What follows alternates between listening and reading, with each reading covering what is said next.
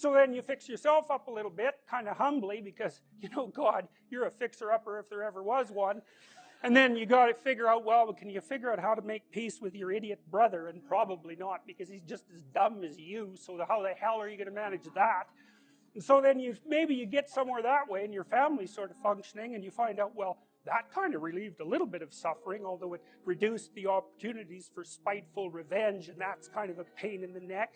And so then you get your family together a little bit, and you're a little clued in then, at least a bit, because you've done something difficult that's actually difficult. You're a little wiser, and so then maybe you could put a tentative finger out beyond the family and try to change some little thing without wrecking it.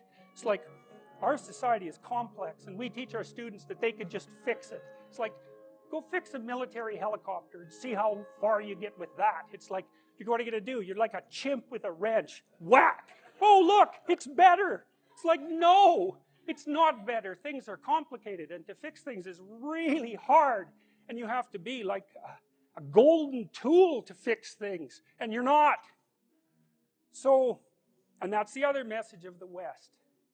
It's like, how do you overcome the suffering of life? And I'm not saying it's only the message of the West. How do you overcome the suffering of life? Is be a better person. That's how you do it. Well, that's hard. It takes responsibility. And I think, you know, if you said to someone, you want to have a meaningful life? Everything you do matters. That's the definition of a meaningful life. But everything you do matters. So you're going to have to carry that with you.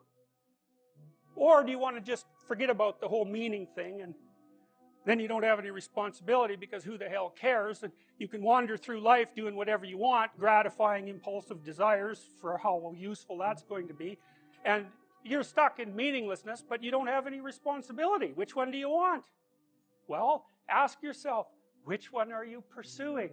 And you'll find very rapidly that it isn't the majority of your soul that's pursuing the whole meaning thing, because, well, look what you have to do that. You have to take on the fact that life is suffering. You have to put yourself together in the face of that. Well, that's hard. Christ, it's amazing people can even do it. I'm stunned every day when I go outside, and it isn't a riot with everything burning.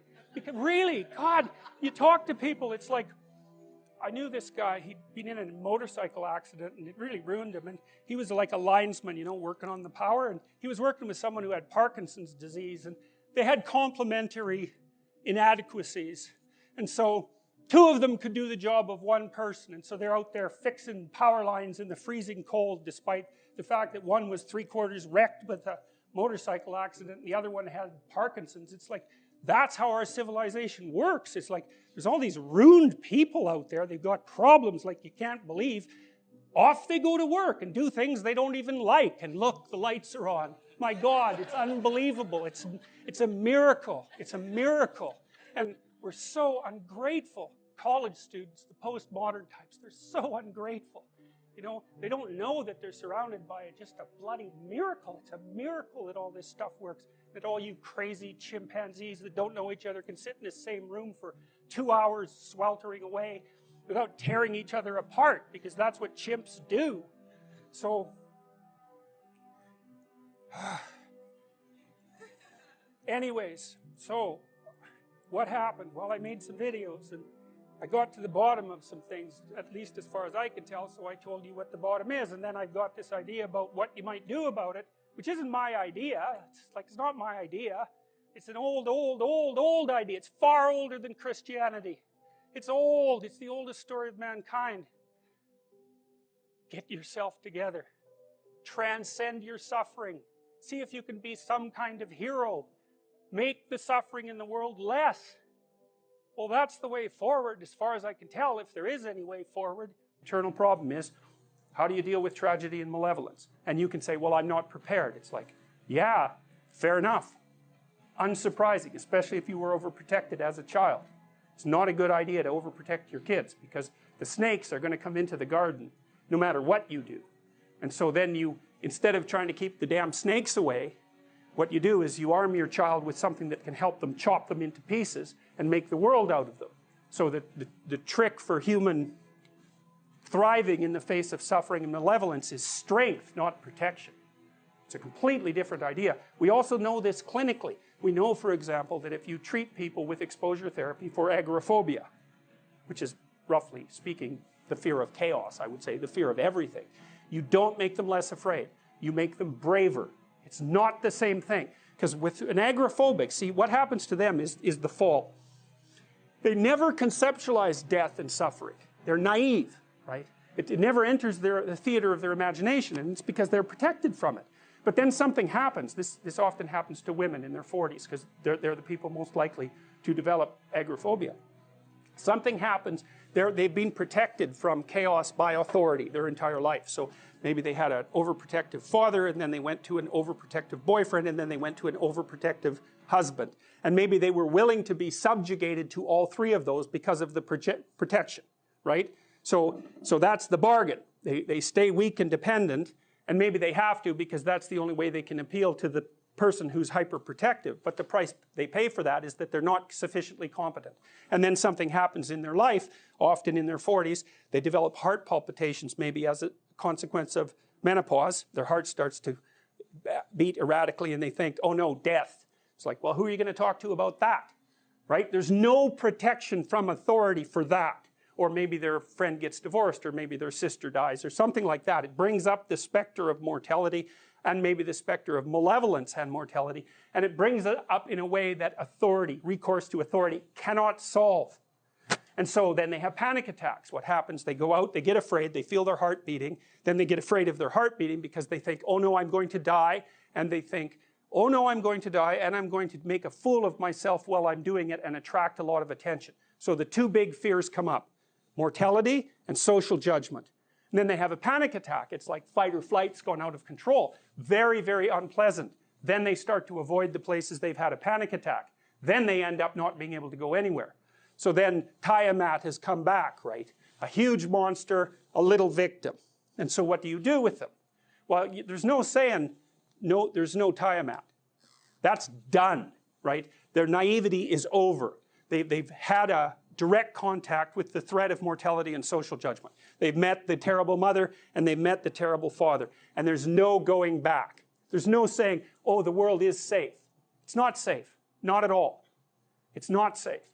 The fact that you think it's safe means that you were living in an unconscious bubble that was sort of provided to you by your culture. It's a gift. And now that's been shattered. And so now what do you do? Well, the answer is you retreat until you're in your house and there's nowhere you can go. You're the ultimate frozen rabbit, right? And your life is hell because you can't function. The alternative is, let's take apart the things you're afraid of. Let's expose you to them, carefully and programmatically. And then you'll learn that you're actually tougher than you think. You never knew that. And maybe you didn't want to take on the responsibility because, people play a role in their own demise, so to speak. When you had opportunity to go out and explore or withdraw because you were afraid, you chose to withdraw because you were afraid. So it's not only that you were overprotected often, it's that you were willing to take advantage of the fact that you were overprotected and run back there whenever you had the opportunity. So maybe you're a kid in the playground, right, and you're having some trouble with other kids, and in the back of your mind, I should deal with this myself, but you go and tell your mom and get her to intervene. And you know that that's not right. You know that you're breaking the social contract, but it's easier, and so that's what you do. You run off to an authority figure and hide behind the great father, right, roughly speaking. Well, the problem with that is you don't learn how to do it yourself. So then you have to relearn it painfully when you're 40. So then you take people out. You say, well, what are you afraid of? Rank it from 1 to 10. So 10 is, we'll make a list of 10 things you're afraid of. The thing you're least afraid of we'll call number 10. So we'll start with that. Okay, well, I'm afraid of elevators. Okay, well, let's look at a picture of an elevator. Let's have you imagine being in an elevator. Let's go out to an elevator and let you watch the terrible jaws of death open, because that's how you're responding to it symbolically, right? And you're going to do that at the closest proximity you can manage. You find out, you go do that, it works. You're nervous as hell, especially from an anticipatory perspective. Shaking. You go out, you stop, you watch it happen, and you actually calm down. You do that 10 times and it no longer bothers you. Well, what you've learned that you didn't die. But more importantly than that, you've learned that you could withstand the threat of death. That's what you've learned. It's called Pet a Cat When You Encounter One on the Street. And it's the most personal chapter in the book. It's a lot about my daughter. And my daughter was very ill when she was a kid, but particularly when she was a teenager. She had a very terrible time of it. She had juvenile rheumatoid arthritis, and when she was between the ages of 14 and 16, it first destroyed her hip, which had to be replaced, and then it destroyed the ankle on her other leg, which had to be replaced. And she walked around for 2 years on broken legs, and she was taking massive doses of opiates and could hardly stay awake. And she had this advanced autoimmune disease, which produced all sorts of other symptoms that were just as bad as the joint degeneration, but which are harder to describe. And so it's just bloody brutal. You know, and as a test of your faith, there's almost nothing that's more direct than a serious illness inflicted upon an innocent child, right? And so the chapter's a meditation on that, and also on, well, what to do in a situation like that, because everyone is going to have a situation like that in some sense, you know, because you'll be faced with illness in the people that you love and in crisis. And so it's a practical guide to coping with those sorts of things. And one of the things you do when you're overwhelmed by crisis is you shorten your time frame. You know, it's like you can't think about next month. Maybe you can't even bloody well think about next week, or maybe not even tomorrow. You know, because now is just so overwhelming that that's all there is. It's like, and that's what you do. You cut your time frame back until you can cope with it. And if it's not the next week that you see how to get through, then it's the next day. And if it's not the next day, then it's the next hour. And if it's not the next hour, then it's the next minute.